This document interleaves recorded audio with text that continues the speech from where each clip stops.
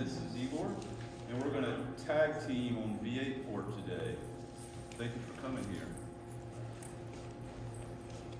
So this is a great opportunity to do open source development on ZOS, and it's a huge project. There's a lot of things going on, and the whole thing about this presentation is to get you involved.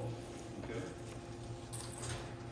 All right, and the presentation overview is going to have like 4 sections. The bars are going to kind of show you how much content is in that section. So this is going to be the base of the core of the talk, but we want to kind of get you oriented to what we're doing, and we're going to repeat some things because you may not be a JavaScript engine developer, right? And we want to like show things from a high level where you have very little required prior knowledge, and then you'll kind of like get it. And you may see some of this stuff over and over, but it'll help let it sink in. So the first section is on zopen, V8 port, and V8 and how they relate. I'm going to let Igor talk about this. Yeah, so if you didn't get a chance to catch our earlier sessions, the V8 port is part of a collection of tools under the zopen community. So if you're not familiar with the zopen community, it provides over 200 plus tools spanning from build engines to core utilities like Bash, Git, Find, and Vim. V8 is just one of 200 plus tools. If you're interested in learning more about the zopen community, you can find us on github.com/zopen community. All right, so why would you care about V8 port? Why would this be interesting to you? Well, you've probably heard of Node.js, right, for server-side JavaScript. You may have not heard about Kix automation and integration, but that's with Hostbridge.js from Broadcom. And then maybe you just want to do something on the command line. That would be D8. D8 is part of V8. So the V8 community port is being used by a couple of products, one of which is IBM Node.js. I used to actually work on the Node.js for ZOS runtime. It's heavily leveraged as the backend that generates the code and interprets it during runtime. It's also used by Broadcom HBJS, which John just mentioned. So that's short for Hostbridge JavaScript engine. And the V8 port itself is composed of a multitude of other components from GN, which is the build system, including depot tools, which allows us to pull in the latest V8 source code changes. So if you're interested in learning more about how everything is structured, you can take a look at the zopen community/V8 repository. All right, so V8, that's the true Google Chromium open source project, right? That's the D8 is the executable, libv8 is the top level library. There are other libraries that are in this repo. There's libplatform, libbase, and those kind of like it's subdivided based upon what you want to do, and it's evolved over time. It's like I said, it's a complex code base. So for part 2, I'm going to do a little bit here at the beginning. And this is on the web browsers, the Chromium project, and the JavaScript engines. So basically, we all know Netscape Navigator back in the day. Sometime later, for Linux, you had the Conqueror web browser. It had its own rendering engine and own JavaScript engine. Apple had their WebKit work. Google Chromium was using WebKit for a while, from 2008 to 2013, when they forked that and they came up with Blink. Blink is still in existence today. That's the renderer, that's the web browser part. That's not on ZOS Unix, right, because that's a terminal. The JavaScript engine is still there. It came out in 2010, 2017, it was kind of this architecture. 2015, during this time frame, a PowerPC port came out, and AIX. Like I said, it's evolved over time. We're just kind of getting you into it. You basically, at one point, you had the interpreter coming straight out to the runtime, and then you had the unoptimized and the optimizing compilers, which basically go based upon how many times this line of code gets hit. Well, we need to do a compile of it. We don't want it interpreted anymore. 2017, they brought out Turbofan. In 2021, they brought out Sparkplug. 2023, they brought out maglev, which is another optimizing compiler. It's a little bit different. And then we'll see what the current architecture is. Alright, so just as a summary, the V8 JavaScript engine is very similar to other interpretive engines. So we have PHP, Python, and a couple of others. So the way it works, as input, you have a JavaScript source file, and then as output, you have code that actually gets executed. The input, so the actual guts of it is something that we're going to explain right now. So the way it works is the JavaScript engine gets tokenized and then gets parsed. A abstract syntax tree is created, and then that gets sent over to the ignition engine. This is really what handles much of the interpretation. So that generates bytecode, and then a decision is made. So there's a lot of heuristics in place to be able to make this decision. But if the code is first executed or first interpreted, it gets executed on the fly. If code is identified as being hot, meaning that it's executed very frequently, it then gets sent to one of three compilers. So there's three compilers. The first one is Sparkplug. So this generates code gen very quickly. It doesn't really optimize the code all too much, but it does generate code that's a little bit faster than the interpreter. And then in the middle, we have maglev, which generates code somewhat in between, but it also adds a couple of optimizations in place. And then that also executes code at the end. And then at the end, we have the turbofan compiler, which is the slowest for generating code, but it has the most optimizations. So based on a few heuristics, it decides which compiler to use, and then the code gets executed. And this has constantly been tweaked over the last few years in order to generate code that's optimal. Great. And so now you know about the JavaScript engine of V8. Let's just kind of back it back up again. You've got V8 from the Chromium project, and you've got the SpiderMonkey from the Mozilla Firefox project, and then you've got the JavaScript core from Apple. So why did Hostbridge and pick this one, and why are we trying to get this in V8 port? Well, first off, it's halfway there, right? You've got it existing, and it's faster than this guy, and this guy only, Hostbridge and Broadcom has a port that works. It's not been open source, but it is available. And this is really, it's more centric for Objective-C. Okay, so, and then now that we're going to get into like the meat of this, we're going to talk about the build depot, the build details of V8 port, so you understand how it gets put together, so that you can come down here and collaborate with us. All right, so the V8 board leverages what we call the zopen build framework. This is a build framework that we developed for the zopen community set of tools. And really, the whole idea behind the zopen build framework is to allow developers to focus on purely the source code changes and not really have to rely on how to actually build a tool. One of the things that we notice is that many different tools have different build systems that they depend on, whether it's CMake, Make, Go Build, and even others. For V8, it's depending on GN. V8 itself is a bit more involved, given that it has so many other dependencies. But really, the whole idea behind the zopen build framework is to accelerate our coding process. So the way it works at a high level is that we specify the original GitHub repo that you want to pull the source from. So for Vim, it's github.com/vim/vim.git. And then we also maintain a set of patches that get applied on top of the original code from Vim. So the whole idea is to have 0 patches at the end of the day. What that means is that all our changes have been upstreamed and contributed back to the V8 community. So that's the intention of the V8. We're still in the process of doing that. And then at the end of the day, we can have a common pipeline that's able to build all these packages, and we're leveraging that for all the 200 plus tools that we have available. Doing really well on time, folks. So this is kind of like, you know, remember I mentioned there were a lot of different components. It's just not V8 itself. And also you gotta remember, V8 is a Git repo with a collection of sub-Git repos, sub-modules, right? So there's like a whole bunch in third party, So it's not just one thing. And with that said, this layer here is kind of like a graphic trying to show you this is what's provided by ZOS Unix. All of these other things are the things that are coming from the zopen community that Igor runs.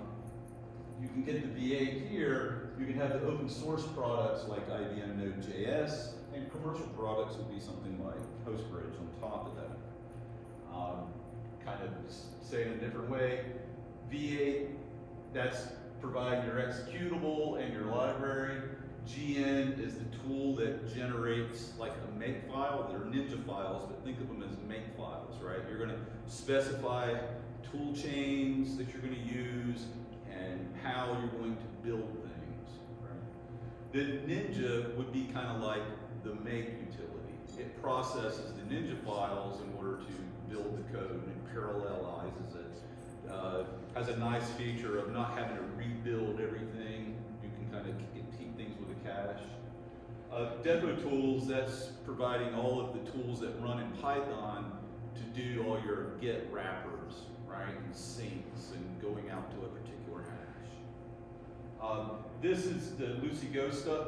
This is like for handling things that are not in get, but they're used, like binary files, right?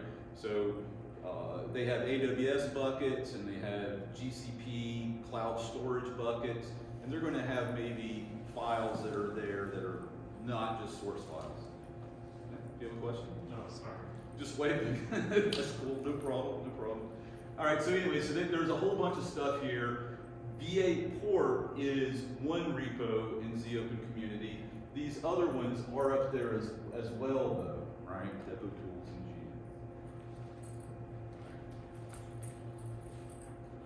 Okay, so now we're going to take a more detailed look into how the V8 port is structured. So the way it's structured is really based upon two files. So there are two files really control, or one directory and one file, control how the whole pipeline works. So the build env is the configuration that we use for all of our zopen ports. And the way it works is you essentially tell it how to build a particular tool. And we'll show you this in a bit more detail. Patches is where all the diffs are stored that enable the ZOS port to be functional and built on ZOS. So this is really the format of .diff files, which can be applied through git apply or through patch. And then we have three other directories which are generated through the zopen build process. These are dynamically generated, a log directory, which can be used if you have any issues with the zopen build to inspect those particular issues. The V8 base directory is essentially the clone of the V8 repository, and this is where the patches get applied on top of the open source community for V8. And then we also have at the end the venv directory. This is the Python virtual environment that we need because V8 actually depends on GN, which is a Python-based tool. And we also need to install a couple of other dependencies in order to make the V8 port build successfully. Right, so like you're saying, we're going to look in the Git repo in a second for that file structure. You'll see the build env file, and you'll see those patches directory. You won't see those other directories that were in blue because they're created. But within that file, there's multiple entry points that's provided by the zopen framework. There's really only 4 of those entry points are used for this V8 port. And that is the init, the build, install, and the append to environment. And it's just as simple as you think it is. The init is what you're going to do before you do the build. The zopen build is what you're going to do the build, right? And then this is the install. This is after you've built it, how are you going to put it into the file system so it's usable? And then when the user uses this at post-install, what environment variables need to be configured for him to use it, right? It's pretty trivial, and that's that. Yeah. So in most cases, you don't need to actually override or define these functions. We put in a lot of work into zopen build so that it automatically detects how to actually build a particular port. But in the case of V8, given that it's so complex and so different, we had to add in extra logic to be able to build it. All right, Yeah, and I'm thinking maybe you might have to zoom in once you click on it, like the browser.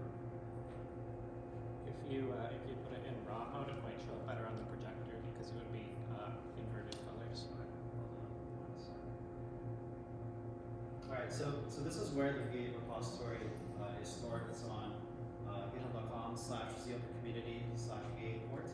And as mentioned, there's a couple of directories and files of interest, including the patches. So if I click on patches, you can see there's several diff files that get applied on top of the V8 source code. Here's just a look at one of them.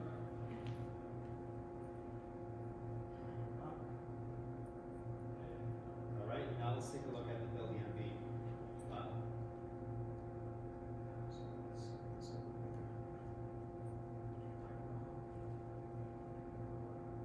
Oh, I was wrong. Hold on. There we go. Alright, so how will be Good try though. It's a good attempt. Okay, so let's talk about how the zopen build framework works when driven by the build env. So there's really only a couple of inputs that we need, and one of them is the build dependencies. So these are dependencies from the zopen set of community tools that are needed in order to build this particular port. So as you can see, V8 has several dependencies, including depot tools, a library that we maintain as part of the zopen community. It really helps to bridge the gap between language environment C runtime and glibc. We call it ZOSlib. And a couple of build frameworks like CMake, Make, we need Python as well, GN, Ninja, Git, and we need a client compiler to do the C and C++ compilation. So quite a few dependencies, but through the zopen community, we can leverage all of these and not have to reinvent the wheel. So then the next thing of interest is the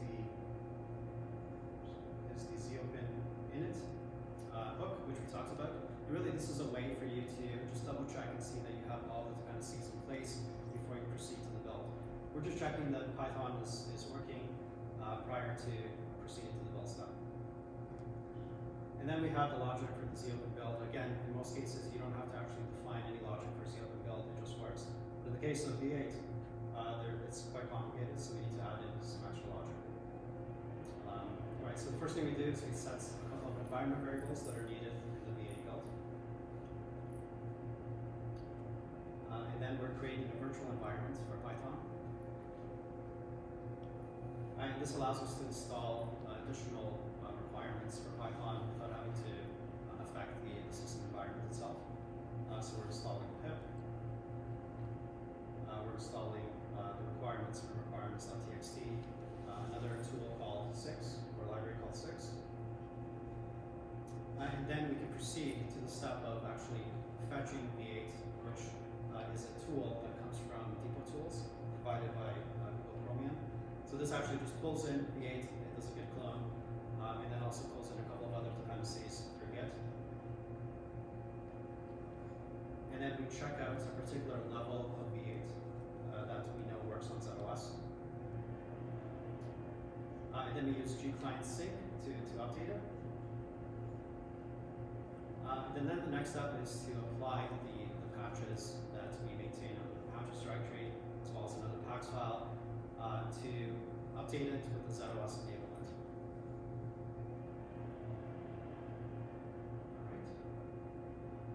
Okay, so then the next thing of interest is the gn command, which generates the Ninja files. So again, the Ninja files are used in the build process.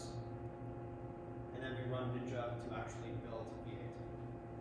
So quite a few steps involved, but we can define them all within the zopen build and leverage the zopen community tools to be able to build V8. And then we can proceed with the zopen install, which just copies the executables and libraries to their respective locations.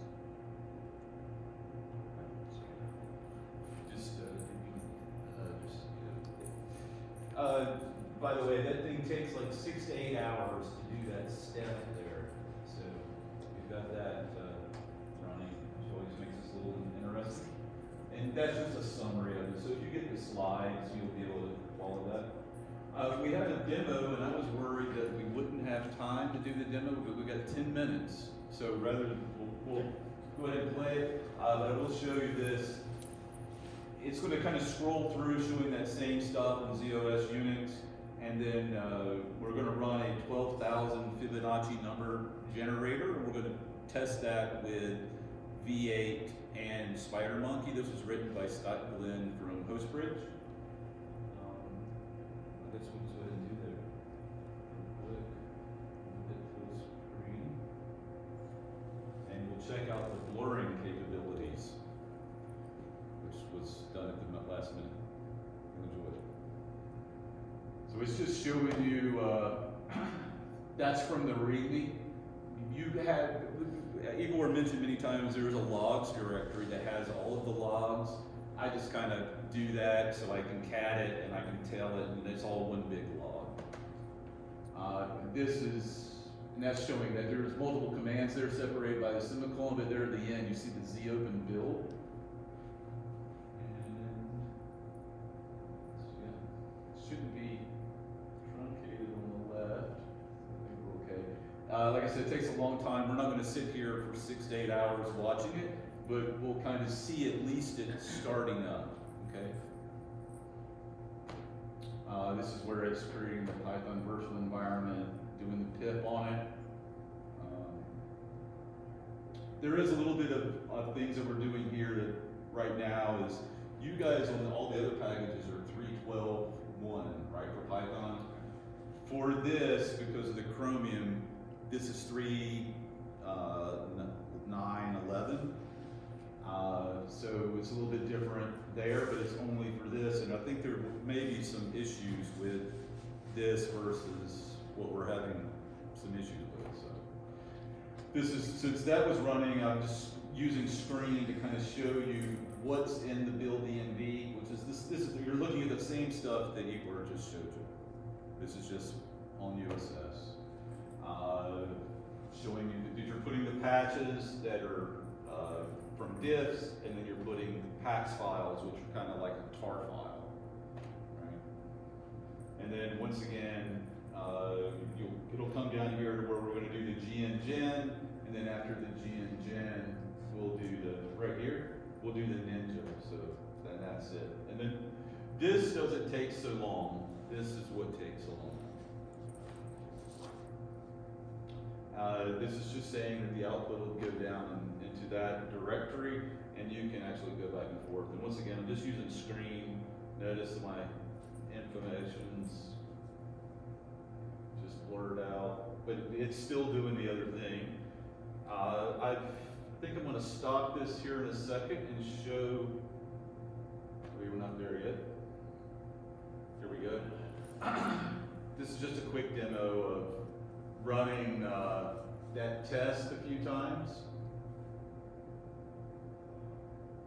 So we're going to run Spider Monkey, and he's going to, so up there we ran D8, it's kind of truncated, 230 seconds. Currently we're running the Spider Monkey one, and I think that one was around 10 seconds wall time. That was, going back to D8, less than 300 seconds, 300 milliseconds, whatever. Less than 300 seconds, 3 seconds, 3/10 of a second. This is just going back and forth. So that's that. And then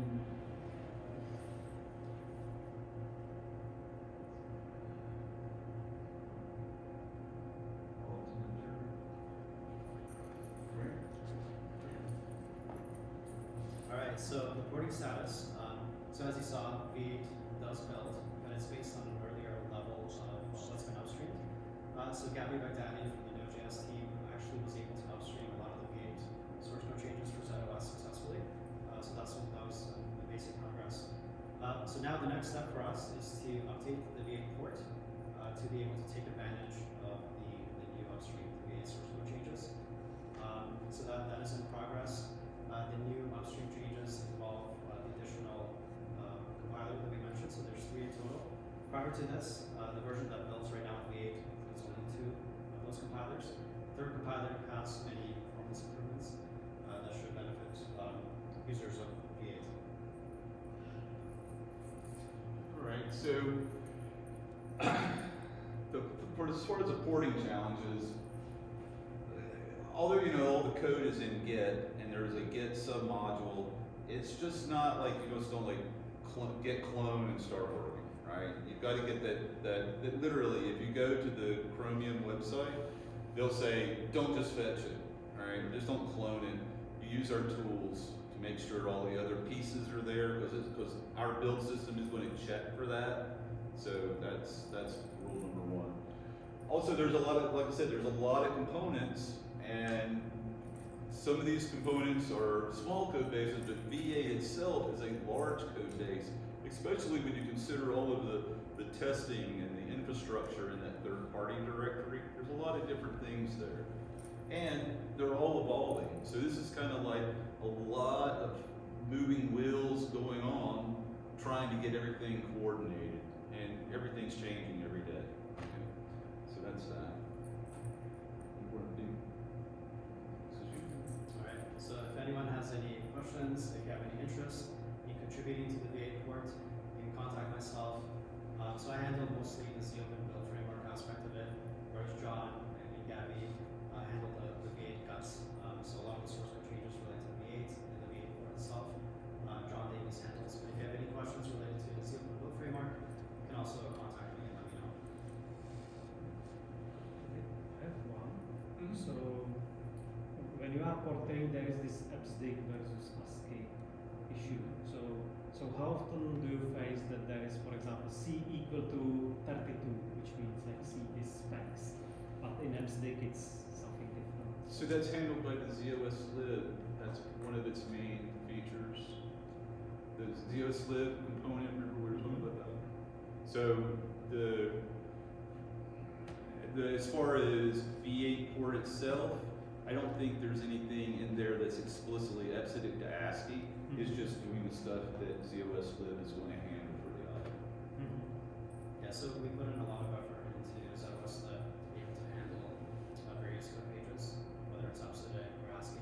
Actually, all these tools under the zopen portfolio are built as ASCII tools, but so we depend on font tags in or ZOS or ZFS file system in order to be able to detect the underlying file type, and then we auto-convert it on read and vice versa on write. So as long as your code and your data, is tagged appropriately, then it should work. Then it should.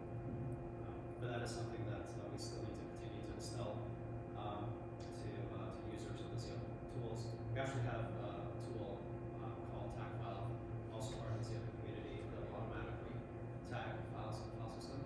So it uses a heuristic and automatically tags files. All right, and this is the meat of the thing here, right? This is why we're here. Where can you help, right? So there's documentation. That README where I was copying that stuff is kind of showing you how to do things, and that's how I was kind of learning the zopen framework. So some of those notes are probably misconstrued or need editing. Testing, this thing it's bare bones right now, right? There's nothing in there that's specific to ZOS Unix. Some tests could be performed. There are tests that get run as part of V8, don't get me wrong, but it's the ones that came from V8. Actual development in terms of, working on the port, the core of it, you could work there. Making additional samples, right? There could always be that. Working more closely with the zopen community to get better continuous integration work, right? That's that. And then, it's not just V8 port. Remember, there's also those other things, GN and Depo tools and Ninja. And then, go ahead, yeah, this is a good one. Yeah, so a lot of this would not have been possible without the help of key contributors, namely Gavin Verdade from the Node.js ZOS team. He was able to upstream, again, all the source code changes for V8 on ZOS. And also the leadership in IBM. We want to give a big shout out to Mike Hilton, as well as Sri and Gabriel. Without their support, a lot of what we worked on today and talked about today would not have been possible. Yeah, and I want to say definitely Gabby and Mike and Serena and Igor right here. They all helped so much, and it couldn't have been done without them. But also Broadcom, we've got the leadership team here that helped to bring this partnership together. And Lionel is not here, but Lionel has helped. Lionel has made comments on the presentation. He's helped me with ZOS, and he's quite active. But more importantly is you. You could help. I mean, seriously, it's not, you don't have to be a rocket scientist, and we're fun guys to work with, you would like it. And just to, you know, all of this stuff, if you get a copy of the slides, I want you to be able to find the things that I refer to. Like, I didn't do all those drawings. The only that one drawing I checked with the developer's mailing list because it was not entirely clear. The current one, and this last QR code, and the last one, and we're only 1 minute over, but we have time for questions. I have so many questions, so I don't know if you're going to stick around. But one that comes to mind is the upstreaming that you talked about. You know, Node is fast and quickly changing, so it seems to me like it's hard to contribute to a Google project unless you are Google to some extent. And I'm wondering, what can the Open Mainframe project do to facilitate having Google be more associated with it? Like, for example, you know, sometimes we're on the OMP calls, and I think Elizabeth talks about how different projects out there are struggling to maintain their S390X ports because they don't have the infrastructure, and the OMP is setting up a mainframe in the near future. So I don't know, is there a path to getting Google more engaged so that it doesn't require as much of our effort? So that's a good question. I'm going to say this.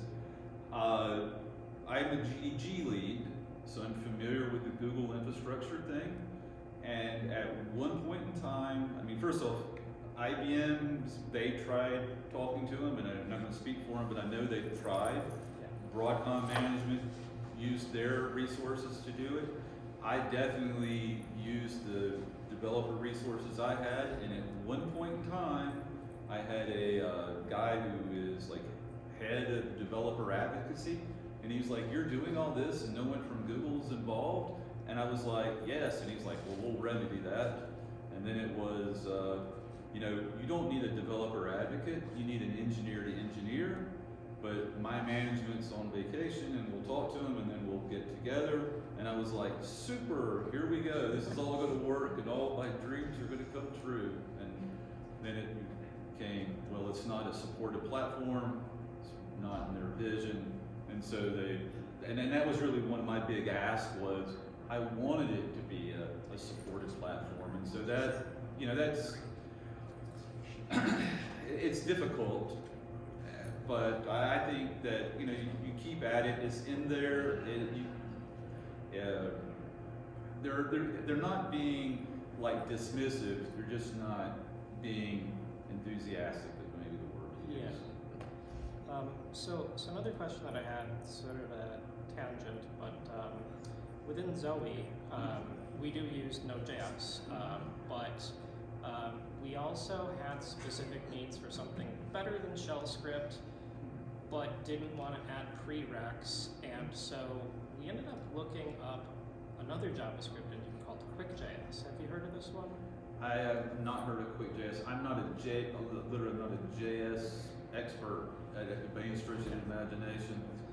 Well, what we found though is that there's a whole world of like maybe 10 other JavaScript engines out there that are just interpreters, not just in-time compilers. Right. So they're vastly simpler.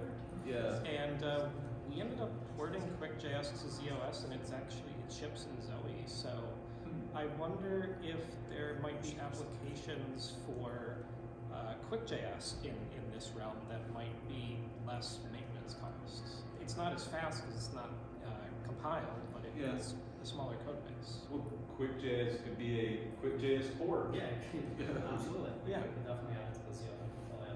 Yeah, because we have patches that we haven't upstreamed, but they're all on GitHub, so you know we can do something on that. Yeah. I really like the zopen, you know, it used to be zopen community, used to be zopen open tools. I really like it. I like the infrastructure. It all works well, and it's just good. And so that would be something definitely to add to. Yeah, and the last comment I have on that is QuickJS doesn't have a network stack, which is one of the reasons why it's a lot smaller. Yeah. But Zoe itself has pretty comprehensive C code base, and so we actually merged the two together. So the one that we ship has like some ZOS features, like we can look up MVS symbols without needing an external library.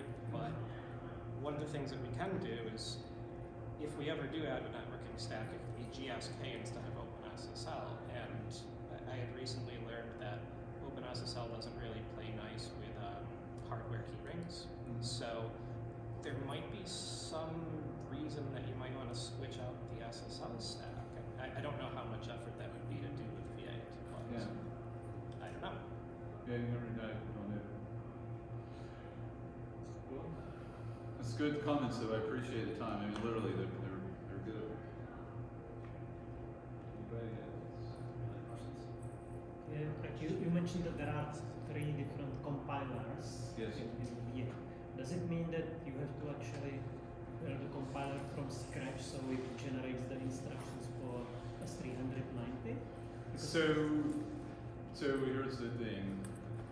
The architecture was up there, just kind of also is just kind of a learning exercise for what we're doing. The stuff that I'm working on is mostly like just getting it to build. I didn't really need to know what the architecture was, but I did spend some time on it because you know it's kind of like if you're driving a car every day, it wouldn't hurt to know a little bit about how the car behaves, right? But I think at a high level, it Yeah. interacts with the micro, which is usually platform agnostic. And from what I've seen, the S390 changes are the cogen phase, which happens after either the compiler phases are being run.